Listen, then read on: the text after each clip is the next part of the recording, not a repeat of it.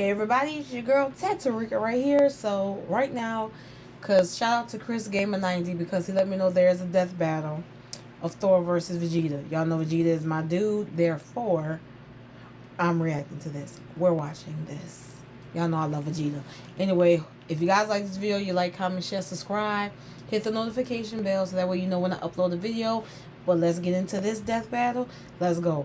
I don't care what nobody say. I understand Thor is a god. I get it. My money on Vegeta. That's it. Well, I don't know, because if they gonna go with all the Dragon Ball Z, Vegeta's gonna get his ass whipped. And that's gonna make me upset. Let's go. Hey, don't be mad, but I pushed some buttons in your lab and now I'm in cyberspace. Looking for that elusive dislike bar that's been missing for months, but look what I found instead. Beer! Okay, not real beer, it's a bunch of emojis. Listen up, this is crazy. Did you know the Death Battle channel offers memberships for less than $3? I know, it's a steal. Members get exclusive badges, live streams, behind the scenes video, and skills to find out who would win a death battle. Thunder cracks, the heavens rumble, lightning blinds your eyes. You look up to the sky and pray for mercy because Thor is angry. Well, you would have if you were a Viking. Nowadays, we don't have time for myths and legends. Oh, don't we? For in the modern mythology of Marvel Comics, the Norse god of thunder was reborn. And I'd wager this Thor is a hell of an upgrade. The son of the All-Father Odin, Thor lived the life of a warrior prince, battling all manner of magical foe for thousands of years. That is, until he got a little too big for his britches. So to teach him a lesson about humility and compassion and whatever, Odin exiled him to the worst place in the universe, New York. Ooh, you hate to see it. Thor's Asgardian body is immensely durable, immune to disease, and capable of healing far faster than any mortal man. He's also the literal god of strength. Okay, this is what I'm gonna say. Him and Vegeta got something in common besides superhuman longevity, superhuman senses, flight. But they also have warrior well, Vegeta's is more his pride. His is warrior madness. And he's a mutant hybrid. Well, you know. Vegeta's just an alien, but yeah. We're talking lifting a planet-sized serpent strong, knocking out the Phoenix Force strong, arm wrestling with Hercules and almost throwing the Earth out of orbit strong. Notably, he was once blasted with a graviton bomb, which subjected him to the gravity of a neutron star. That's over 200 billion times greater than Earth's gravity. And he's got the stamina to match. Nice. Able to fight for 40 days and 40 nights without stopping. And what better weapon for the god of storms to wield than a sentient cosmic storm? Eons ago, the almighty god Tempest rampaged through the universe. It arrived in Asgard, and after a pitched battle, Odin managed to trap it within a block of the magical ore Uru that he would forge into his son's hammer, Mjolnir. Oh, what more can be said about this beautiful thing? Forged in the heart of a dying star that went supernova and killed the dinosaurs, Mjolnir is maybe my favorite thing ever. He can channel bolts of lightning, manipulate the weather, open portals to other dimensions, and absorb and redirect energy attacks. Or just suck it out of your body against your will, like with this radiation dude. The presence. Not gonna be present for much longer, bud. He's even used 2 Mjolnirs to absorb the power of the God Bomb, which would have killed every deity in existence across time and space. That's just the tip of the iceberg. Mjolnir can transmute the elements, turn Thor invisible and intangible, let him travel through time, and even bring people back to life. And if Thor wants to fly, all he has to do is take it for a spin. Literally. He throws that motherfucker as hard as he can and holds on for dear life. And when he does, it flies fast enough to cross the entire galaxy in seconds. Only one problem. It's a little teeny. Unlike Thor's big-ass axe, Yarnbjorn, it's sharp enough to cut through celestial armor, and it's unbreakable, and an axe. Okay, look, it doesn't have a galaxy storm inside it, but it's still pretty cool. Oh shit, look, Wiz, I'm worthy. No, you're not. There's no enchantment on the axe. Well, then what the hell am I gonna do with this? But should he face an enemy beyond the likes of even his world-shattering strength, Thor can harness his inherent godly power into one single ultimate attack, the God Blast. God is right. Even Galactus, the devourer of worlds, shit his pants and bounced at the sight of such an awesome attack. Jesus, even the Avengers seem pretty small potatoes compared to this guy. Why'd he even bother with them? Because not every problem can be solved by hitting it really hard. Bullshit. That was the point of Odin's lesson, to force his headstrong son to confront a world more complex and nuanced than his millennia of battle had prepared him for. Thor had to be more than a warrior, he had to be a hero. He's battled Thanos, the Silver Surfer, and even the Sentry. The Sentry is strong enough to contend with the World Breaker Hulk, a being strong enough to destroy the Marvel Universe over 100 times over. And fast enough to demolish Ares, the Greek god of they war, Hulk who can versus fight within the Broly? span I'm of gonna do that plank one too. I time. got to. That's like the tiniest amount of time that we can imagine. There are as many planks in a second as there are grains of sand on Earth. Oh wait, did I say Earth? I meant 10 million billion Earths. Thor has tanked disintegration beams trying to tear apart his Let's atom. look at his feats. Shook the universe with a thermal blast. Succeeded Odin as king of Asgard. Shattered the roots of Drossel, whatever. Snap adamantium alloy cables. Don't you mess with Wolverine's adamantium. We're not doing that, sir. Outspread a living planet across the solar system. That's fast as hell. I don't know. I get sick. Let me see. Kept fighting while impaled. No. He a soldier. I get him that. I give him that. Defeated the Hulk, Sentry, Surtur, and those who sit above in shadow. Okay. One by one, survived Mephisto trying to consume his soul, and even withstood a temporal rift that aged normal people to dust. Oh, he's a hard bastard to kill, and even nastier when he loses his temper. By entering a state known as Warrior's Madness, Thor commits an unpardonable sin in Asgardian society and willingly sacrifices his sanity for a tenfold increase in power. Yeah, despite being a really sweet lunk that talks like he's in Masterpiece Theater and dresses like he's in What's Opera, Doc, Thor has struggled with being worthy of his father's legacy and throne. But no matter what unbelievable shit Marvel throws at him, Thor always rises to the occasion. Take the time this big machine... Hi, my name is Tami, and I would like to give you a few reasons why you should consider dating a young Asian lady. You can...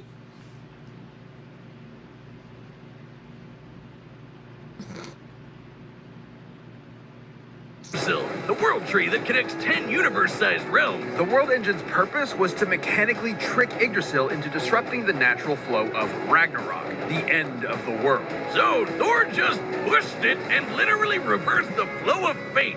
That's right, he outmuscled a giant multiversal tree and prevented Armageddon. Not a bad Saturday. And he'd go a step further and defeat the mysterious elder gods that manipulated the cycle of Ragnarok in the first place, ending it forever. So perhaps now when you look up at the thundering sky, you won't fear the god's capricious wrath. Because you'll know it's just Thor, the god of thunder, kicking ass and saving the day. Now let's go to my same prince. Planet Vegeta, home to the bloodthirsty warrior race known as the Saiyans, and named for their mighty leader, King Vegeta. Noting the Saiyans' proficiency in genocide, the alien emperor King Cold and his son Frieza contracted them to be their personal hit squad, conquering worlds in their name. But when Frieza felt these monkeys were getting a bit too uppity for their own good, he nuked them in their whole planet. The king was dead, leaving his young son, the Prince Vegeta, alone. Burning with a grudge against Frieza for wounding his ancestral pride, Vegeta awaited the moment he could extract his revenge. As one of Frieza's former top enforcers, Veggie was trained from birth to be one of the greatest warriors in the universe. It helps that planet Vegeta had a gravity 10 times greater than that of Earth, making his natural physiology.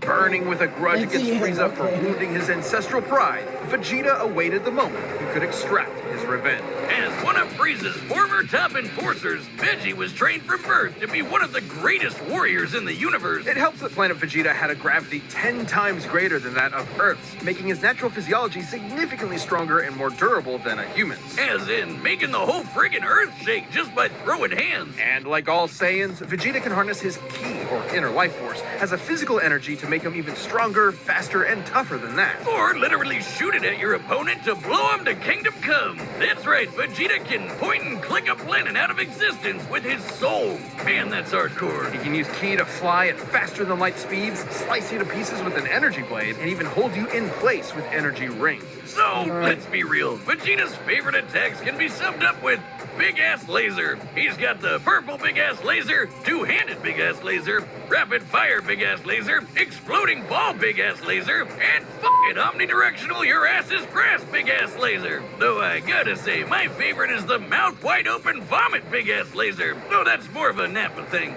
Yes. Kinda like this. Look at that. Impressive Ki mastery, Boomstick. It hurts when I breathe. Vegeta's most terrifying ability, how Let's see. So his guy, I say Kai. Kai, same thing, whatever. Flight, Galactic Gun, Final Flash, Gamma Burst Flash, Big Bang Attack, Final Explosion, Spirit Sword. Let's see. We're gonna find Impact. Kai, whatever. I can't say some of these words. Instant transmission. You know how to do that now? Oh, maybe. Okay. Spirit Fusion. Fission. My bad. Fusion. Super Saiyan 1 Ascended. Why he never got a chance to go Super Saiyan 3 or Super Saiyan 4? Well, you know what? He did go Super Saiyan 4. Now have it on here. Super Saiyan God, Blue Evolved, Ultra Ego. however, is the one inherent to his Saiyan biology. Whenever a Saiyan survives a life or death struggle, their power increases exponentially. That's what Frieza was so terrified of, the Saiyan's infinite evolutionary potential. So it's no wonder Vegeta eventually toppled the alien tyrant with the help of another surviving Saiyan, Kakarot. And with Frieza's defeat at the hands of this Earthbound Super Saiyan, Vegeta had a new rival and a new goal. Become blonde! No battle required. Vegeta can harness the rage of his Saiyan heritage and transform into a Super Saiyan 2 and a Super Saiyan 2. But try as he might, Vegeta struggled to keep up with Goku's ever-increasing power. I guess it doesn't help that Veggie is maybe the single cockiest bastard to ever have existed. Yeah, sure, dude. Let Cell become perfect. Right. Nah, we'll That be was fine. his Hope your prime. spine is doing all right. Dumbass. Though Vegeta did manage to accomplish something that even Goku couldn't do on his own, becoming a god. Once he and Goku met the god of destruction, Beerus, they had a whole new lineup of martial artists to conquer, with some angelic training to boot. With Spirit Fission, Vegeta can forcibly absorb an opponent's ki with every strike. And he even learned Goku's patented instant transmission, allowing him to teleport huge distances. But most importantly, with God Ki, he can go even further beyond and become a Super Saiyan God. A Super Saiyan God Super Saiyan, and a Super Saiyan God Super Saiyan Evolved. His power got completely insane. The dude was strong enough to destroy the room of spirit. Okay. So yeah, he crushed Goku, yes, as Zoro, as in their first fight, he outmaneuvered Frieza and his forces on Namek. He destroyed the planet effortlessly, held his own against Kid Buu for a couple of minutes.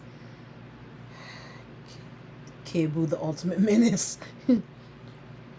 He can train on the 100 times of Earth's gravity. Let's see. He scales to Goku. Yeah, he. I can tell you like this. He's relentless in his training to get to higher levels. He defeated Semi-Perfect Cell, but he didn't kill him. Frost, Golden Frieza, and Toppa. In time, an entirely separate dimension, just by powering up. When Goku fought Beerus, he nearly destroyed the universe. And that was the very first time he ever went Super Saiyan God. Considering we've measured Dragon Ball's Universe 7 to be up to 13 times bigger than our own, he'd need to be punching with that much more energy to bust it. And since the shockwaves of their punches traveled across the universe in seconds, Goku would have had to be punching that fast too. And that's not accounting for Vegeta's training in various exponential transformations. When an amount of power is measured by how many universes it can destroy, that power itself becomes incomprehensible. Yes, Oh, we're not done. Vegeta can tap into the same monstrous energy Beerus has, destruction energy. And when he does, he can perform Hakai and erase your ass from existence entirely. It erases you physically, spiritually, and even temporally, as in it wipes you from time itself. Such is the might of a god of destruction. For when Vegeta wants to go one step beyond Beyond, he seizes that very power. He becomes a warrior fueled only by lust for battle. He becomes Ultra Ego. If Vegeta's head wasn't big enough before, his Widow's Peak probably has its own zip code by now. As the offensive counterpart to Goku's Ultra Instinct, Ultra Ego Vegeta is a veritable juggernaut, able to absorb any hits that come his way and return them even stronger. It's wild this guy has a Napoleon complex. He's one of the biggest badasses ever to exist. In a way, failing to beat Goku was probably the best thing for him. Vegeta's whole life was spent rebelling against the humiliation of his race, trying to prove his worth by being the best. By contrast, Goku's self-improvement was never stunted by his ego and insecurities. Why did we stuff Reese's Take 5 with 5 flavors? Because you can't handle 6! In realizing that, Vegeta became more than a fighter, but a husband and a father as well, willing to sacrifice himself for what mattered most. And Vegeta got a taste of that himself when he hooked up with Bulma for some Super Saiyan sexy time. Getting to beat Frieza's golden ass probably didn't hurt either. He may not always win, but he'll never be put down for long. So be sure to practice your groveling, because this is one prince you don't want to piss off. Just have some, This show is some good sponsored cooked by food. BetterHelp. I mean, Life can be overwhelming, and many might people still are work. burned out without even knowing it. Okay. Their we first must month get at that. BetterHelp.com. It's time for a death battle! I want my boy Vegeta to win. I just don't know yet.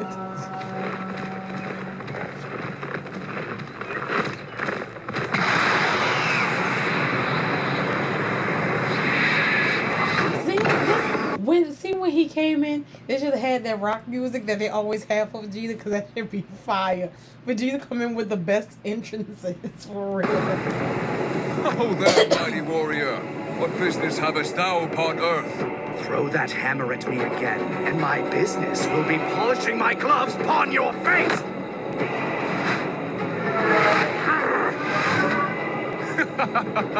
Didst that count?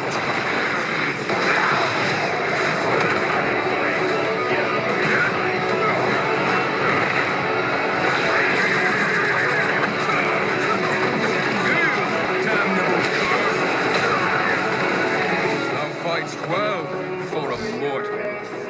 Alas, you face a god.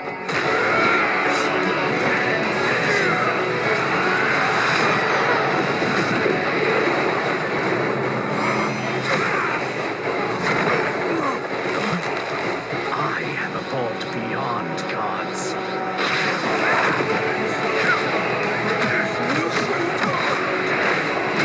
I'm the Prince of all Saiyans, and you can burn in hell! Big Bang Attack!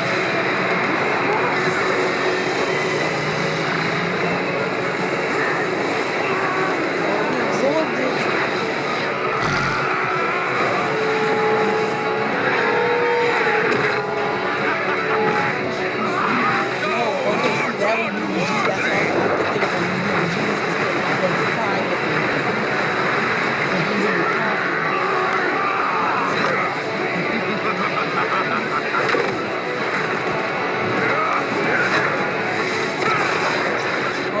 Tell me, does a god such as yourself feel fear?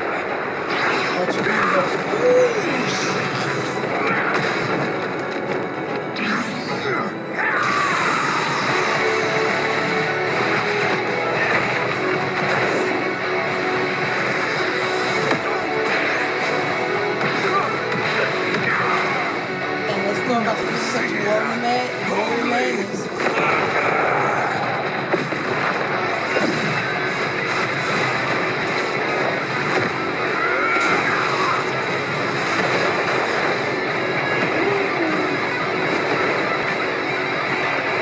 You will feel is oblivion!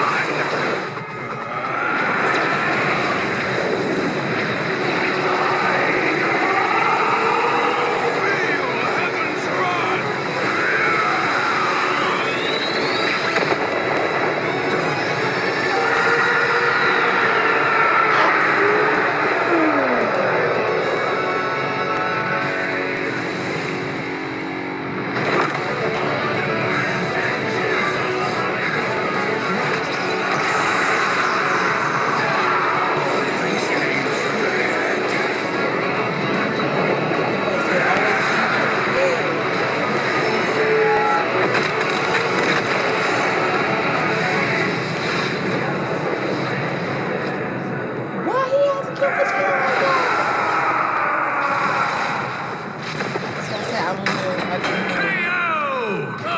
Get it? Thor won because he's a natural blonde. Despite Vegeta's immense power and tenacity, the God of Thunder had him outmatched in several key areas. First off, the big one, who was stronger. Despite being up against the God of Strength, Vegeta actually matched up pretty closely with Thor. Both could output power far in excess of destroying a single universe. It's always tough to get an exact number for Dragon Ball Super's most powerful characters, but we can combine the size of Universe 7 with multipliers from Vegeta's transformations to get a rough estimate. It's important to note that Ultra Ego's power boost has never been stated, but we do know that Super Saiyan Blue Goku and Super Saiyan Blue Vegeta were roughly even in power. When Goku applied a Kaioken times 20 boost to fight Jiren, Vegeta kept up after going Blue Evolved, implying that both increases in power are roughly the same increase. Similarly, Blue Vegeta matched base Top, and needed Blue Evolve to keep up with Top's God of Destruction form, which is extremely similar to Ultra Ego in theme and purpose. Given this is the best current example of a measurable form akin to Ultra Ego, we can assume that Ultra Ego's boost in power, at least initially, could be extremely similar in terms of a percentage increase, making Ultra Ego's original state about 20 times more powerful than Blue Evolve. With that in mind, Vegeta at his peak could destroy a universe roughly 260,000 times over. And Thor was pretty close to that. Taking a look at the Marvel Universe's size, which has a radius of at least 1 trillion light years, as well as scaling to the Worldbreaker Hulk, Thor ended up only about 10 times stronger. Not terribly different, and it's definitely possible Vegeta's power could increase during the fight to match it. Right. But even if Because he the thing was is, even stronger, with it energy, wasn't the only his thing power that will mattered. continue to Ultra increase. Ego's damage absorption So, could only do so I mean- much against an opponent like Thor. Vegeta may have trained as a warrior from birth, but Thor has been fighting for millennia against a much wider variety of foes, allowing him to adapt to Vegeta fairly easily. And the fact that Thor was way faster gave him a lot of leeway to use that extra combat experience. Applying Vegeta's transformation multipliers to the shockwaves from Goku's fiercest punches, Vegeta should be able to fight at nearly 300 quintillion times the speed of light. But scaling to Ares, moving within blink time, Thor would be over 70 quadrillion times faster. More than fast enough to avoid Vegeta's key attacks, and even more importantly, absorb all of them with Mjolnir. This Right. alone could shut down all of Vegeta's ranged attacks. Sure, Veggie could absorb it back with Spirit Vision, but he'd have to hit Thor first. And with that much of a speed difference, that's easier said than done. And since Thor can just will the energy out of somebody, he could just take it right back. And then some. Even without absorption, Vegeta's key reserves are not infinite, and many of his battles have ended with him at low energy. He was exhausted by the end of the Tournament of Power, which lasted about 1 hour in total. Meanwhile, Thor fought an army for over a month straight. Theoretically, Vegeta could have ended the fight immediately with Hakai, if not for the fact that Thor has resisted existence erasure before, including physically, spiritually, and temporally. Meanwhile, Vegeta had no way to match the God Blast, which could have killed friggin' Galactus. And that guy has threatened the infinite multiverse with destruction just as a side effect of his battles. That's a level of power beyond anything we've seen in Dragon Ball yet, let alone Vegeta. Vegeta was never going to go down easy, but Thor's raw power, speed, and devastating godly abilities were too much for the Prince of all Saiyans. Vegeta nearly won until Thor blew his mind. You might say that pun was a kind of terrible. Eh? You don't do puns! We've talked about this! Oh, wow. My You thing. sensitive. Well, the winner is Thor. That was a good Thank you battle. for watching. Stay tuned. That was a good battle. That was a good battle. I enjoyed that one. Anyway, again, shouts out to Gris Gamer 90 for requesting this video. I really like this one for sure. So yeah, I like that. I knew it was kind of a toss up. I want Vegeta to win because he's my favorite DBZ character. He's my favorite. But against Thor, yeah, I didn't know. I was like, the only way I would think either one of them would have lost if Vegeta got cocky and if Thor was to basically lose himself kind of to Warrior's Madness, pretty much. Which I think Warrior's Madness is kind of like Wolverine going berserk. Like, he go red. He just see it's everybody got to get it. Weapon X style. But anyway, I hope you guys like this video. You like, comment, share, subscribe. Hit that notification bell so that way you know when I post a video. Also, leave me any videos you want to see me react to in the comments. Love y'all, and I'm going to see y'all for the next one. Later.